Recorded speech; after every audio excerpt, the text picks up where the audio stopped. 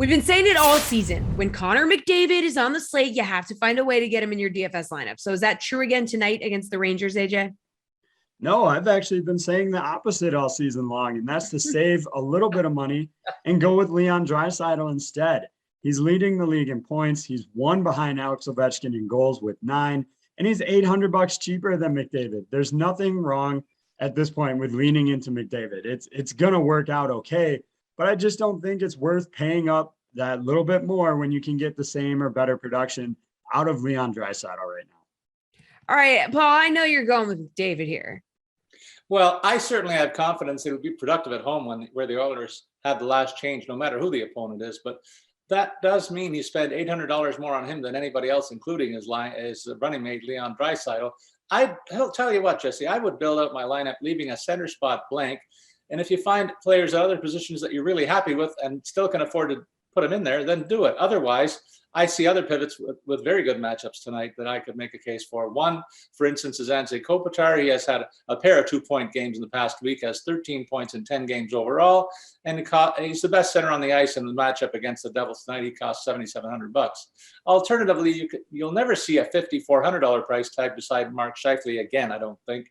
He's coming off a 5-game absence due to the COVID protocol, and he's been a point-per-game player throughout his career, so tonight, he gets a home ice advantage against a messed-up Chicago club. I see him playing a lot of high-leverage minutes and getting the top line on the power play as well. That's too good for me to pass up. All right, sticking to the DFS side, who is another player that you want to pay up for and get in your lineup here, Paul? Don't be shy about taking Winnipeg backup goalie Eric Comrie. I mean, he's the backup goalie. He's the most expensive goalie on the slate. No matter whether he plays or Hellebuck shows up, they got a great matchup tonight. He's been solid, Comrie has, since stepping in for Hellebuck, in fact, who was ill and dealing with the birth of his first child. So I don't know where his head is at these days and whether he's healthy enough to go. But Comrie, he's picked up 2 wins this week and looked good in doing that, turning aside 54 of 59 shots that he's faced. And he won't have a problem getting the W against the visitors from Chicago, as I pointed out.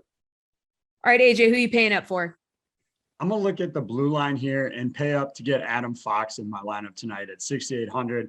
It's still $1,000 cheaper than Roman Josi, but both those guys are tied with Kevin Shattenkirk for the defenseman lead in scoring with 11 points. Edmonton, for their part, continues to lead the league in shots allowed per game. So I expect it to be a high volume night for Fox and him to get on the score sheet here as well. All right, where's the value on tonight's DFS slate, AJ? Got to find some value if we're going to be paying up.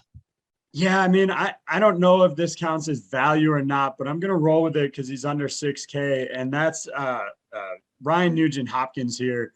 Again, he is basically falling into points at this point. He hasn't scored yet this season, but he's still 5th in the league in overall points with 13 assists.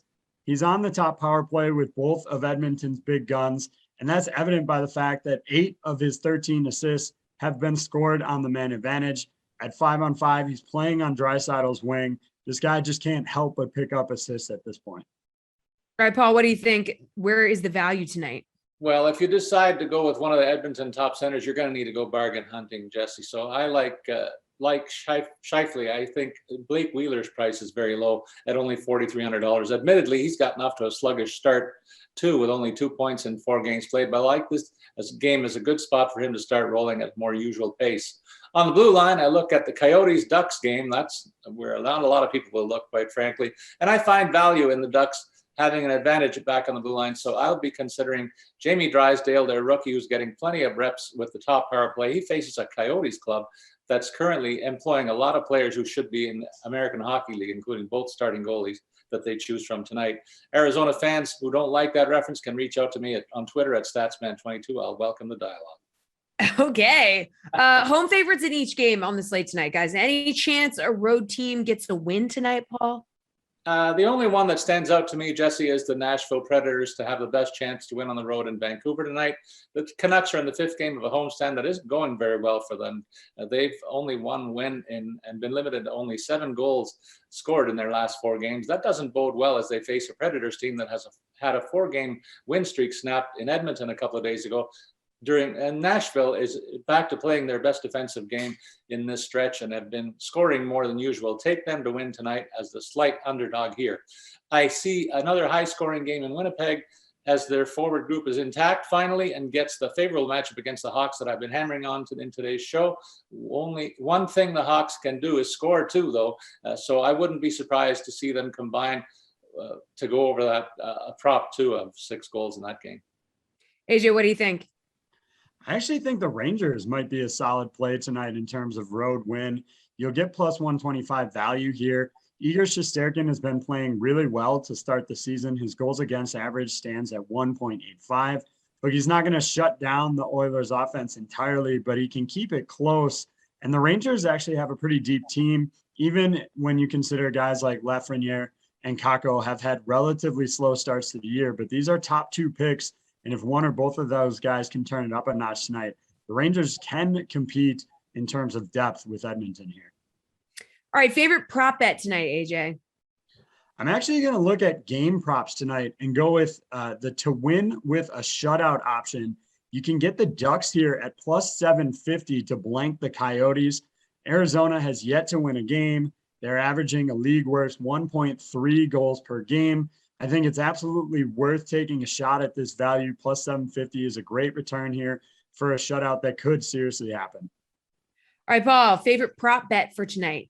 Well, I gave you a free one with the last question. So Yeah. In addition to Winnipeg and Chicago, I'm going to say the Vancouver game is going to be a low-scoring affair. And, you know, we've tended to go on the overside a lot in these segments. I'm going to go on the underside, even go to the alternate goal line of less than 4.5 goals against for a plus 220 payoff. I'm not really sure why we see whole numbers here, because if you're going to bet on under 4, you got to go all the way down to 3. So I'm sticking with a half and saying, let's see if I can get that plus 220.